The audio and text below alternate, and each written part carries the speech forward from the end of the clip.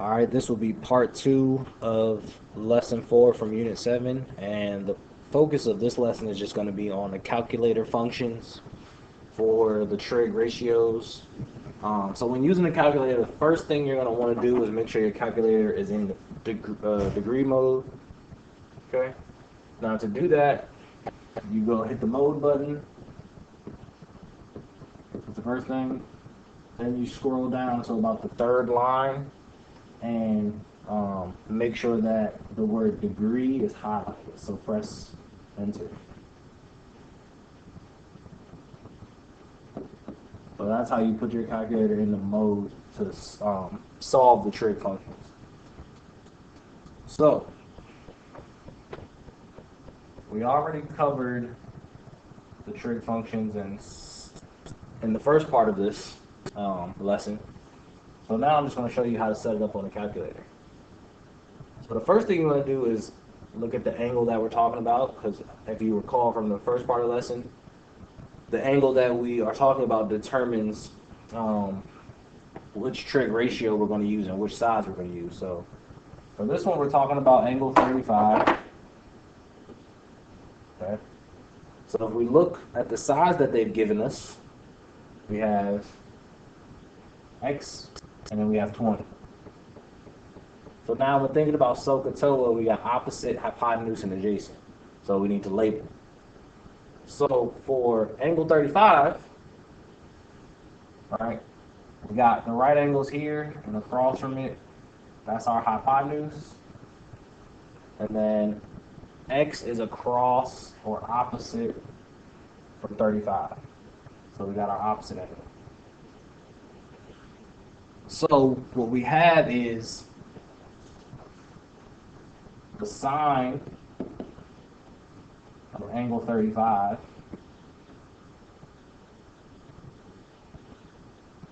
is equal to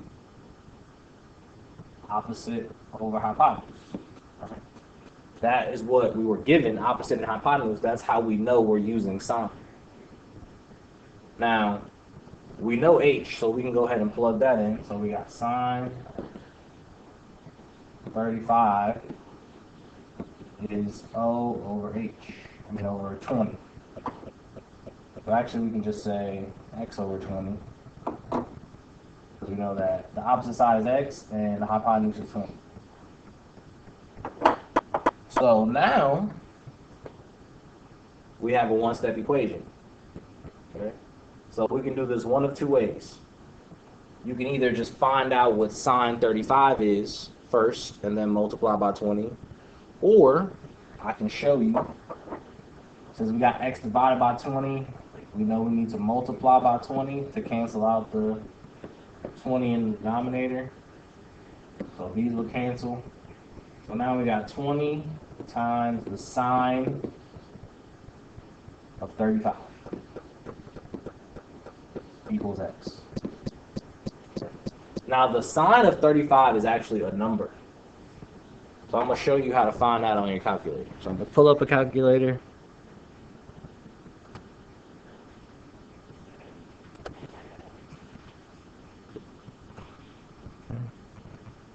We got, make sure my calculator is in degree mode. So I would hit mode. Go over to degree, hit enter, and then hit clear to get out of that.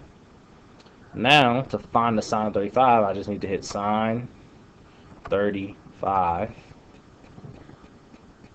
and hit enter. Okay. So we know that the sine of 35 is actually 0.57. So now we can write 20 times 0.57 is equal to x.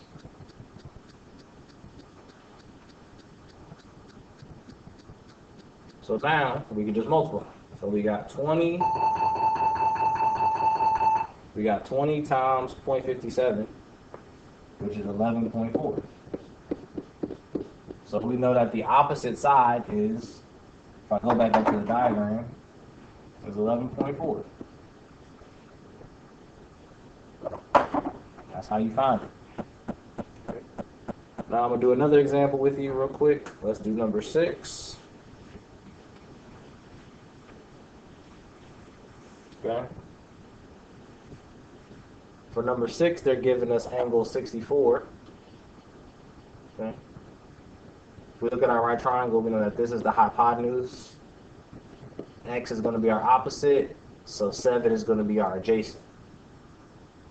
So if they gave us opposite and adjacent, that means we're talking about a tan function. So we got tan 64 equals O over A. Okay. Now we can plug in what we know. Tan 64 equals X over 7. So we're going to have to do the same thing. Multiply by 7 to cancel it out in the denominator.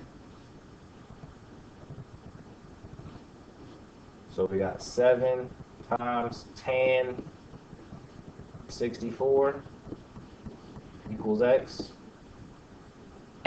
And again, at this part, we just need to go back to the calculator.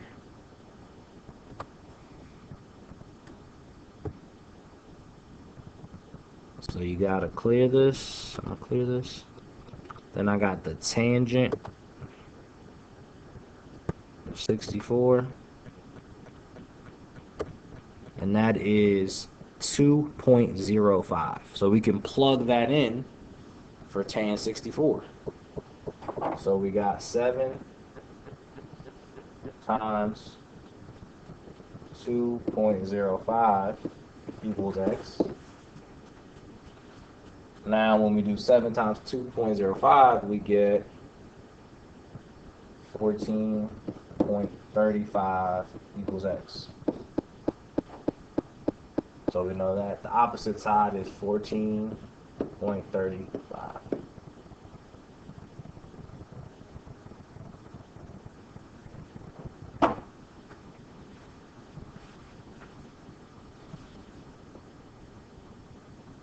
Okay. Now the only difference for one like number 7 is we have 2 variables. Okay. So we're going to pretty much be doing the same thing, except we got to solve for one of the variables at a time. So if we look at the right triangle, we know that this is H. If we're talking about angle 72, we know that this is the adjacent and this is the opposite. Okay. So the first thing we got is opposite and adjacent again. So we know that we're talking about tan.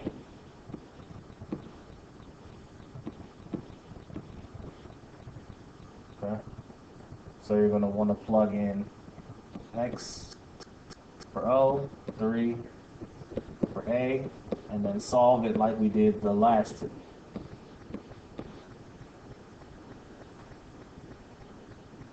Now we got to do one variable at a time, because if we had 2 variables, we couldn't solve for anything. Okay?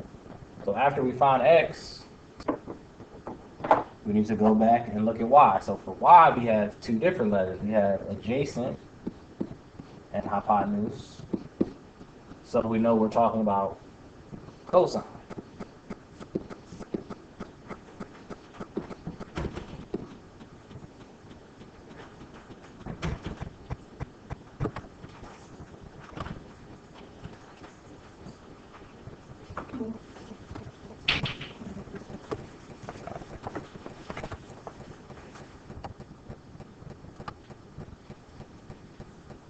So now we can plug in for our letters. We got 3 over H equals cosine of 72. Now the reason why I want to do this one is because it's a little different. Because we got our variable, let's actually call this Y at the bottom. We got our variable at the bottom. Okay, so we've been multiplying. Now we're going to have to do a form of division. But the tricky part is you just can't divide by 3. Okay, so what we need to do is we need to multiply both sides by Y first.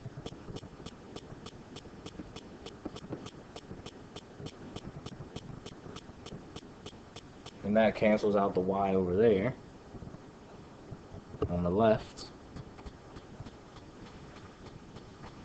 now we got 3 equals y cosine 72.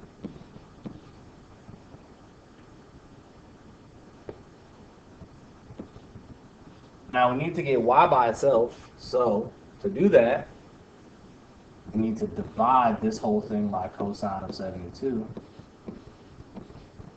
And what we do on the right, we got to do on the left.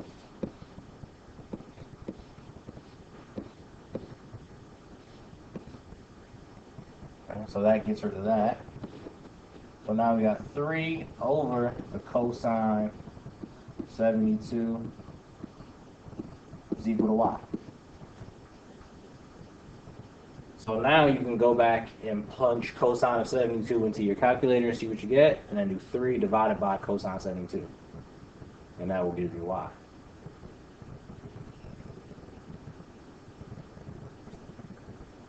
Now if you look at our original, what we started off with, up here, the only thing that happened is that the y and the cosine of 72 switch places. Okay, well, if we look down here.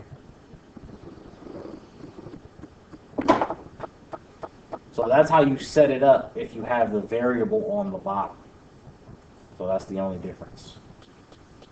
Now the last thing I need to cover is inverse trig functions.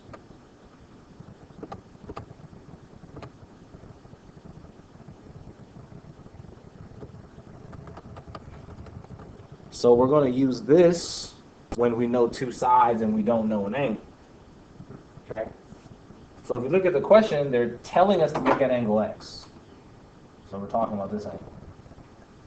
Now if we look at our right triangle, we have to label our hypotenuse, opposite, and adjacent sides. So this is the right angle, so we know this is our hypotenuse. 6 is across from x, so we know that this is our opposite. Okay. So if we got opposite over hypotenuse, we know that that's going to be the same as the sine. Okay.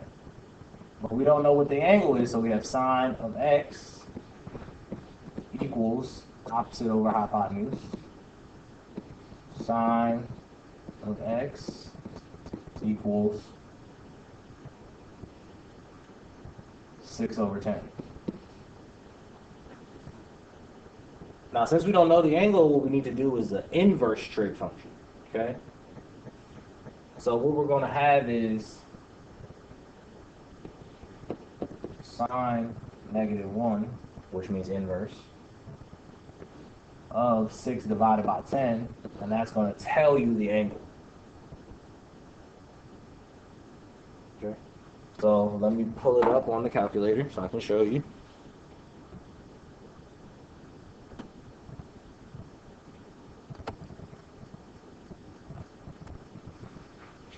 So now instead we got to hit the second button first and then sine, and it gives us the sine inverse with the little -1. And then all we have to do is plug in the fraction, 6 divided by 10.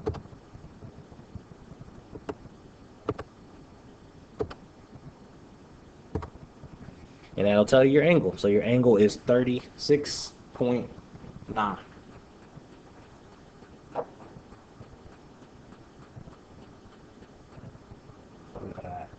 X is equal to 36.9 degrees.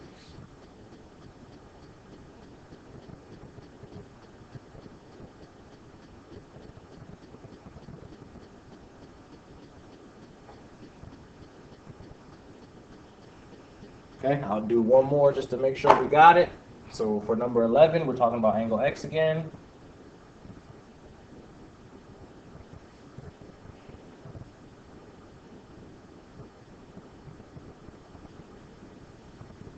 So we got, this is the hypotenuse, this is the opposite. So if it's opposite over hypotenuse, we know that it's sine. Okay. So we got 5 over 14 is our sine, but we don't know the angle. But we got sine of angle x. Okay. Now we got to do the same thing. Inverse of sine 5 over 14.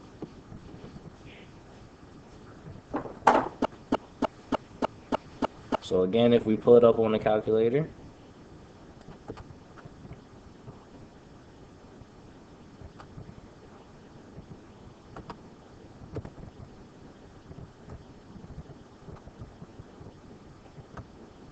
we gotta go second sine to get the inverse.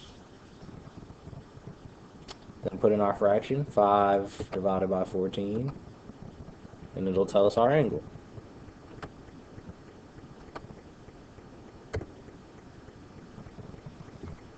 So we got 20.9. So inverse is 20.9. And that is what our angle for x is. Now you would do the same thing if you were finding the cosine or the tangent, but instead of doing inverse sine, you could do inverse of cosine or inverse tan. And you do that the same way. Hit second on the calculator, and then hit the cosine button or hit the tan button. But you would set it up the same way. So that's how you operate the calculator to figure out trig functions, both regular trig and inverse trig functions. Okay. So if it seems confusing, go back and watch the video, work through the problems, and I think you should be able to get it. Until next time.